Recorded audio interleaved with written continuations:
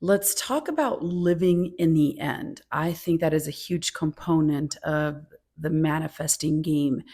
And I'm taking this from Neville Goddard's studies. Of course, self concept is everything. And when we're working on our self concept and our identity and what we believe about ourselves, part of that is assuming that everything we want and all our desires are somewhere in an end point. And that's the identity we want to assume. We want to live as if we are the person who already has everything they want. That is the key to self concept. And so I've been doing this every day because I read this in a Neville Goddard book recently and it really stuck with me. I was meditating and ruminating on it. Living in the end is not necessarily a technique, it is a lifestyle thing. It is an everyday thing. It's waking up in the morning and stepping into the ideal version of you, stepping into that role, assuming the role of the person who has everything they want. And how does that person behave? How does that person think? How does that person respond to things? How does that person deal with their outside world? And what is that person giving their attention and their energy to?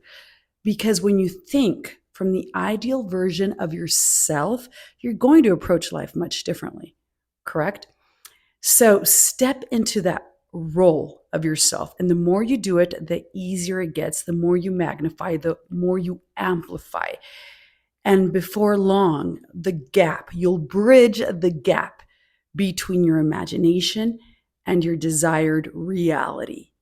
And that is living from the end. So, living from the end for me, I woke up today and I say, well, who would I be? How would I act? Well, I would be absolutely confident, secure, happy, joyful, knowing, approaching everything as if it's all rigged in my favor. It all works out for my benefit. Everything's always working out for me as someone who loves themselves, values themselves, validates themselves, approves of themselves, chooses themselves, puts themselves first, but also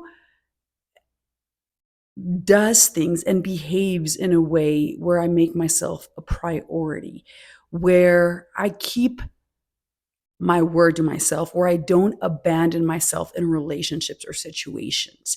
And so you're very, very aware of the energy around you and the energy you're surrounding yourself with. And because you love yourself and you raise your standards, then from that situation, you can remove yourself from places, people, situations that no longer feed you, that no longer value you. And it's okay to release them.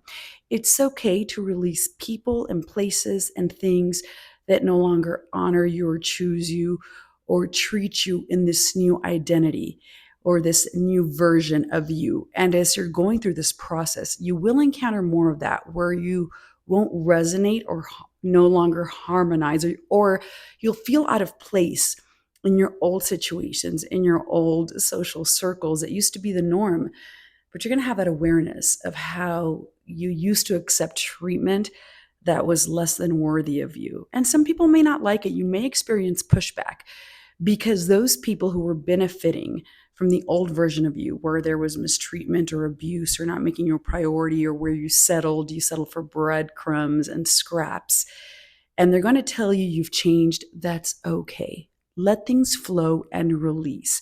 What's meant to stay will stay, and what's meant to go will go. You keep focusing on you. Don't stay so bogged down in your outer reality. Understand that this is all part of the evolution process. You're raising your energetic levels. And as you raise those energetic levels, you're no longer aligned with people who stay the same. That's okay. Again, that's a good thing. Embrace it, be happy for it, because you're going to align and will continue aligning with so much more beneficial things that are vibrating at a higher level. And we're talking in every capacity: love, of course, relationships, money, wealth, opportunities, health, your looks. People start telling you look better. They want to be around you. You're going to be much more magnetic. I tell you, it's a process, it's a lifestyle change. But wake up in the morning, stepping into that new version of you. And as you go to bed at night, be grateful for this new version of you, and think from this place and think about all the amazing things that are moving into your life. And as you close your eyes, go to bed at night, thinking and feeling as if you already have them and giving thanks in the present tense. That's how you transform your life. That's how you transform your outer reality. I've been practicing it more and more. I'm currently still changing things, but the transformation happens. Remember, stick with it. And there'll be days that maybe you take one step back. That's okay. Find things that regulate your nervous system, whether it's walking, whether it's stepping outside and getting some sunshine, meditation, EFT, tapping, dancing, things that put you in a good mood, reading, listen to audio tapes, rampage, and be around people who uplift you and value you and appreciate you. The more you do it, the more aware you will become of it. But the biggest thing I say is choose you. Choose you, prioritize you. The more you do it, the more people will reflect it back to you. It is a process. You can do it. I've done it. That's how I've changed my life and continue changing my life. And I have big dreams and goals for myself. So dream big and expect that if you have those desires in your heart, they are meant to happen.